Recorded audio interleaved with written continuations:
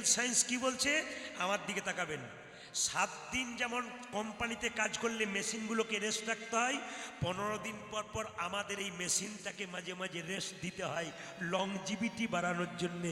সাধুগুরু বৈষ্ণবরা ভালো করে জানেন। আমার দিকে তাকান। লংজিভিটি বাড়াতে গেলে রেস্ট দিতে হবে মাঝে মাঝে। তবু তো খেতে বলেছে। একাদশীর দিনে পঞ্চশস্য বারণ। কি কি মায়েরা, কি কি? এদিকে তাকান। কি কি? কি কি?